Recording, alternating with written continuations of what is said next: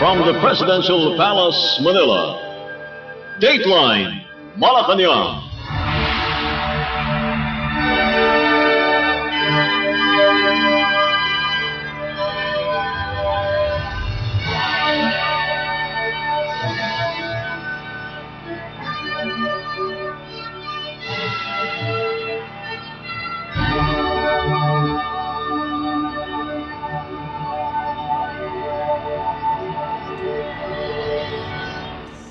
Good day.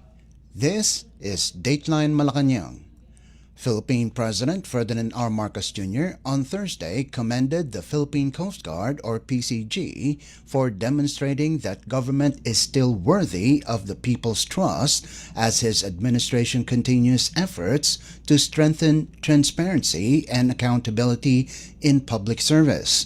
During the PCG's 124th anniversary at Pier 15, Manila, the President commended the Coast Guard for its integrity and discipline, saying the PCG stands as proof that the best of government still exists. The Chief Executive highlighted the Coast Guard's frontline role in the West Philippine Sea, its disaster rescue operations that saved over 1 million Filipinos this year, and its confiscation of nearly 2 billion pesos worth of illegal drugs and smuggled goods. President Marcos vowed continued support for the PCG through new vessels, aircraft, and facilities including the PCG General Hospital and the Maritime Law Enforcement Training Center. The event, also attended by First Lady and PCG reservist Liza Araneta Marcos, came as the administration reels from alleged flood control fund anomalies and renewed calls for accountability in government. The PCG is one of the government agencies that restores my faith in the dedication of the workers in government. When I see the PCG in action, I see what the best of government can look like. That is disciplined, with integrity, with excellence, working as one. I know that these are difficult times that we live in. Our people's trust in government has been shaken. We cannot deny that. But I am certain that trust can be regained if we remain transparent and true to our mission. Whenever our people see you during rescue missions or in your day-to-day patrols, what they see is that the government is still working diligently and is worthy of their trust. Truly, the sea offers no defined path. It shifts and tests your steadiness. But I believe it also rewards those who stay the course and remain true to their mission. For each time you sail, you remind the world that the Philippines will always protect what is ours. Philippine President Ferdinand R. Marcos Jr.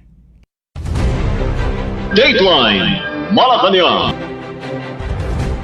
Meanwhile, Philippine President Ferdinand R. Marcos Jr. reaffirmed his administration's resolve to provide every Filipino family with a safe, decent, and affordable home, underscoring the government's major strides in expanding the National Housing Program. Speaking during the opening of the National Housing Expo 2025 at the World Trade Center in Pasay City, the President noted the government's collaboration with the private sector and housing agencies in delivering comprehensive housing services from design, planning, and financial assistance to housing loan processing. President Marcos, however, acknowledged that despite the gains in housing programs, home ownership remains a challenge for many Filipinos, with some families still renting or frequently relocating. The Chief Executive cited the urgent need to expand and accelerate housing initiatives to ensure a stable, affordable, and secure home for all. Ngayong araw, muli nating ipinagtitibay ang ating pangarap na ang bawat pamilyang Pilipino na magkaroon ng ligtas, maayos at sariling tahanan. Ang pagkakaroon ng sariling bahay ay nananatiling mailap para sa marami nating kababayan. May mga pamilyang taon nang nangungupahan, palipat-lipat ng tirahan, laging may pangamba na baka sila ay mapaalis sa kanilang tinitirahan. May iba naman, siksikan na lang sa maliit na kwarto, nagtitiis para lang may masilungan. Kaya naman, nagsusumikap ang pamahalaan na palawakin ang ating programa, pabilisin ang mga proseso, at palalimin ang suporta sa sektor ng pabahay. Marcos emphasized the success of the government's collaboration with the private sector and housing agencies in delivering comprehensive housing services. The president recognized the Pag-ibig Fund as one of the government's steadfast partners in housing development, noting that about 75 billion pesos in cash loans had been released to nearly 3 million members, providing much-needed financial relief. President Marcos also mentioned the Green Lane program, which ensures that housing projects are climate resilient and can withstand environmental challenges. Under the expanded Pambansang Pabahay para sa Pilipino or 4PH program, the administration continues to increase affordable housing opportunities through the Pag-ibig Fund. President Marcos Jr. vowed that the government's housing efforts would continue until every Filipino had a home they could call their own. The Philippine president said overseas Filipino workers or OFWs, as well as beneficiaries and graduates of the Pantawid Pamilyang Pilipino program or 4Ps, are also eligible for assistance under the expanded initiative. Itong taon lamang, sa pamamagitan ng Pag-ibig, mahigit 57,000 miyembro ang nabigyan ng pagkakataon na makalipat sa sariling bahay o mapaayos ang kanilang tinitirahan. Kasabay nito, halos 75 bilyong piso rin ang naipamahagi na cash loan. Nakatulong ito sa halos 3 milyong miyembro para tugunan ang kanilang agarang pangangailangan. Sa ilalim ng Expanded Pambansang Pabahay para sa Filipino Housing Program o tinatawag nating 4PH program, mas marami na ang nabibigyan ng tulong sa pabahay. Sa pamamagitan ng Pag-ibig Fund, maaari nang makakuha ng abot-kayang housing loan. Kabilang na ang alok na 3% interest rate kada taon para sa mga kababayan nating maliit ang kita. Kasama rin ang ating mga mahal na OFW na pwedeng makinabang sa mababang interest rate na ito. Pwede rin mag-apply ang mga benepisyaryo at graduate ng Pantawid Pamilyang Pilipino or 4P na program sa tulong ng ating expanded 4PH. That was Philippine President Ferdinand R. Marcos Jr. Dateline Malacañang. Also on Thursday, Malacañang said global infrastructure investment firm I Squared Capital has reaffirmed its strong confidence in the Philippines and commitment to continue investing in the country's infrastructure sector. In a meeting with President Ferdinand R. Marcos Jr. at Malacañang Palace, I Squared Capital founder and chairman Dr. Sadek Waba commended the administration's reforms that have strengthened the country's investment climate, noting that the Philippines remains an attractive destination for long-term infrastructure growth. In a social media post, the Presidential Communications Office, or PCO, said the firm reaffirmed its strong confidence in the Philippines and its continued commitment to invest in the country's infrastructure. The PCO added that the recently expanded Royal Cold Storage Facility in Bulacan Province stands as a clear example of I Squared's ongoing investments in the country. With over $2 billion invested across key sectors, the firm remains one of the Philippines' largest foreign investors, supporting the Marcos administration's efforts to boost the economy, improve logistics, and generate more jobs. I Squared Capital is an American private equity firm focusing on global infrastructure investments. The firm invests in energy, utilities, transport, and telecom projects in Asia, Europe, and the Americas. Its renewed confidence comes as the government works to reassure investors amid the ongoing probe into alleged irregularities in multi-billion flood control projects, a controversy that critics claim has shaken business confidence. President Marcos earlier emphasized that the administration's anti-corruption drive will continue no matter how hard or painful it might be. Dateline Malacañang. In other news, a situation similar to Myanmar could befall the Philippines should a military junta take over the government, Department of National Defense or DND Secretary Gilberto Chodoro Jr. warned on Thursday as rumors continue to swirl of a plot to overthrow the government amid the corruption scandal. In a chance interview in Makati City, Chodoro said an extra constitutional move from the military would hit the country's economy the hardest. Some retired officers are calling on the Armed Forces of the Philippines or AFP to withdraw its support from the government amid the alleged systematic corruption in flood control projects perpetrated by erring politicians and Department of Public Works and Highways or DPWH officials in cahoots with private contractors.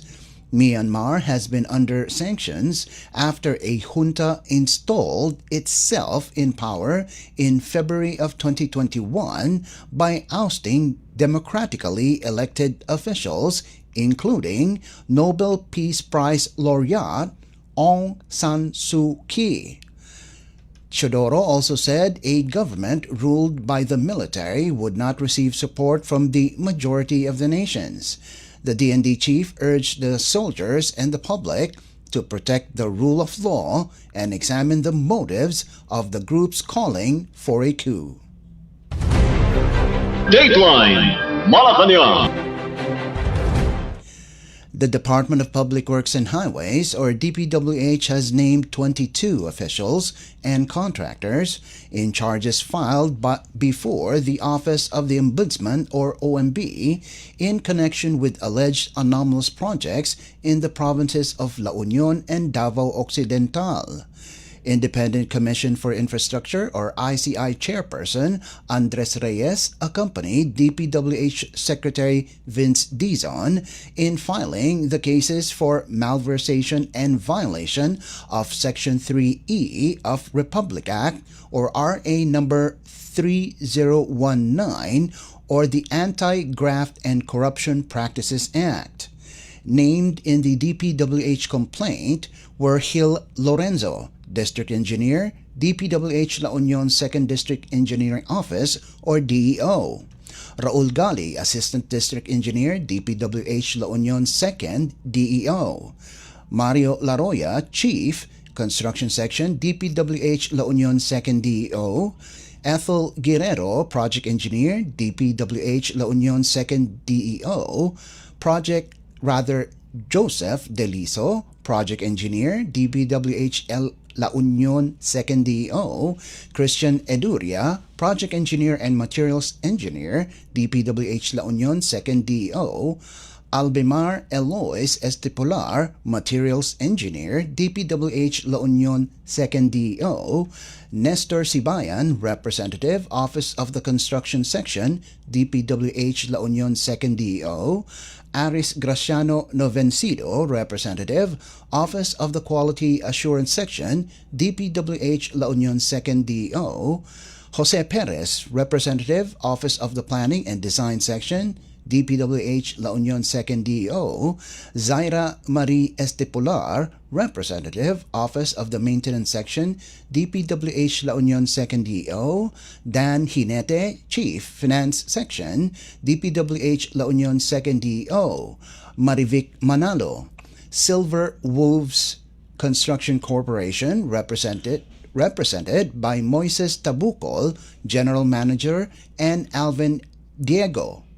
Rodrigo Larete, District Engineer DPWH Davao Occidental DO Michael Awa, Officer in Charge, Assistant District Engineer and Chief, Construction Section, DPWH Davao Occidental DO, Joel Lumugdang, OIC, Chief, Construction Section, DPWH Davao Occidental DO, Harold Villaver, Project Engineer, DPWH Davao Occidental DO, Jafael Fonilian, Chief, Quality Assurance Section, DPWH Davao Occidental DEO, Josephine Valdez, Chief, Planning and Design Section, Ranulfo Flores, Chief, Maintenance Section, also of DPWH Davao Occidental DEO, Cesar Ryan Ubungen, Acting Chief, Finance Section, DPWH Davao Occidental DEO, and St. Timothy Construction Corporation,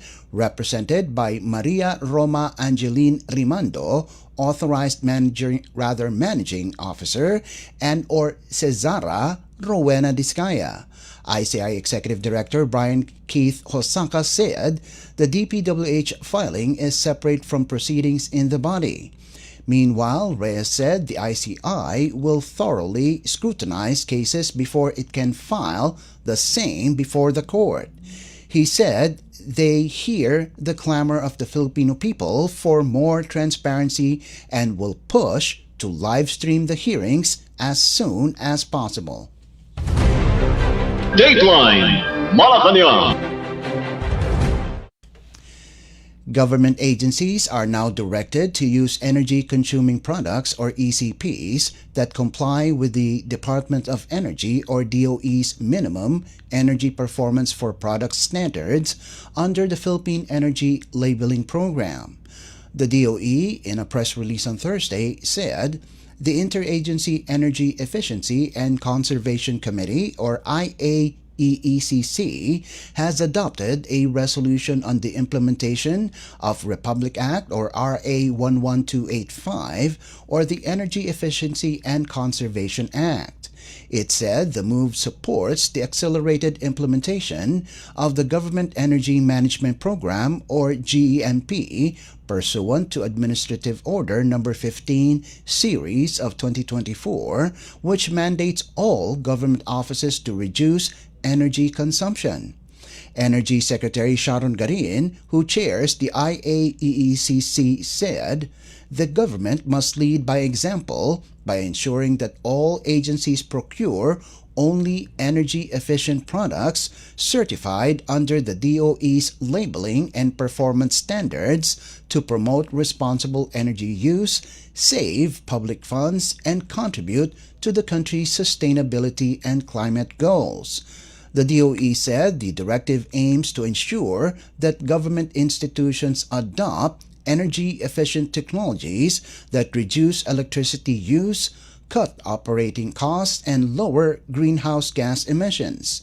The department noted that it is working closely with the Procurement Service, Department of Budget and Management, to align government procurement processes and supply catalogs with the PELP standards.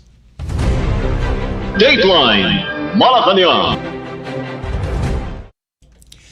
Department of Public Works and Highways or DPWH Secretary Vince Dizon signed separate memorandums of agreement or MOA with the Anti-Money Laundering Council or AMLAC and the Philippine Competition Commission or PCC in connection with the effort of the government to recover funds earmarked for government projects. During their signing on Thursday at the DPWH main office in Port Area, Manila, Dizon and AMLAC Executive Director Matthew David agreed to cooperate and provide information for a comprehensive financial examination and investigation of the transactions of former DPWH officials and contractors involved in anomalous flood control projects. He said the administration of President Marcos will ensure the funds that Filipinos have worked hard for are recovered. In the MOA, the DPWH and AMLAC will provide information to monitor and investigate possible money laundering transactions and financial crimes to expedite the recovery of public funds. The agreement will also expedite proceedings to freeze the accounts of the involved individuals in accordance with the Anti-Money Laundering Act. Dizon also thanked David for his swift action in freezing almost 2,000 accounts involved in anomalous projects. According to the AMLAC chief, some 5.2 billion pesos worth of assets of officials and contractors linked to the flood control mess have already been frozen. On the other hand, Dizon and PCC chairperson Michael Aguinaldo have agreed on the proper implementation of Republic Act 10667 or the Philippine Competition Act to ensure fair and unbiased contractor selection in projects, as well as the return of public money related to ghost, flood control, and substandard projects. During the signing of the MOA, the two agencies agreed to expedite the referral of fines against contractors involved in bidding fraud and manipulation, as well as other violations of the law.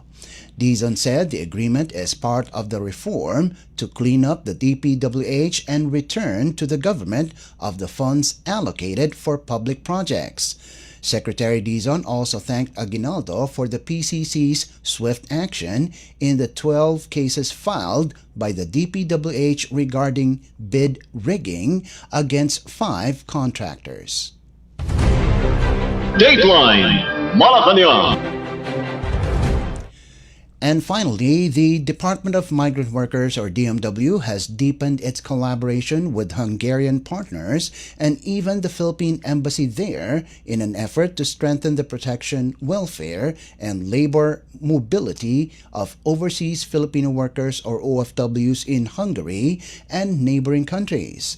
In a news release Thursday, Migrant Workers Secretary Hans Leo Magpayo said a courtesy visit to Philippine Ambassador to Hungary, Maria Elena Algabre, reaffirmed the government's one-country team approach in delivering seamless, coordinated, and people-centered services to OFWs abroad as directed by Philippine President Ferdinand R. Marcos Jr. After the courtesy call, Kakdak also met with representatives of the Association for Central European, or ACE, employment of overseas Filipino workers and discussed ways to improve ethical recruitment, strengthen worker welfare, and expand opportunities. Also addressed were initiatives to enhance and develop the skills and capabilities of OFWs, including their overall well-being. Both parties committed to conducting joint training initiatives, including capacity and enhancement training for welfare desk officers. Collaborations will also be done for Hungarian and Filipino coordinators of ACE member companies involved in recruitment, deployment, and welfare support for OFWs. Joining him in the meeting were Overseas Workers Welfare Administration, or OWA Chief Patricia Yvonne Kaunan, Undersecretary Jainal Rasul Jr., Assistant Secretary Julene Ambito Fermin, Labor Attaché Joanne Lourdes Lavilla, Welfare Officer Cristaline Caceres, Officer in Charge Chief Cleobel Romero, and Kenji Riordan Lavilla. ACE was represented by Board President Adrian Farkas, Andre Kovacs, and Danielle Horvath of Pro-Human Group, along with Embassy officials Consul General Jeffrey Salick and Vice Consul John Philippe Arjona. In September, the DMW opened 2 new satellite offices in Budapest, Hungary, and Vienna, Austria, amid the growing population of Filipino migrant workers. The Migrant Workers Office, or MWO Vienna, will cater to about 8,000 OFWs in Austria and approximately 12,000 OFWs in Croatia, Slovenia, and Slovakia. Meanwhile, MWO Budapest's jurisdiction includes Bosnia and Herzegovina, Bulgaria, Romania, Serbia, Moldova, and Montenegro, with a presence of 5,373 OFWs. Dateline Malacañang. Before we conclude our program, Radyo Pilipinas World Service of the Presidential Broadcast Service is live on audio streaming. Just download Evox PBS Receiver on your Google Play Store or the App Store from your Apple phone. You can also visit our Facebook page and YouTube channel. Just type in and search for Radyo Pilipinas World Service. Kindly subscribe, like, and share our posts as well.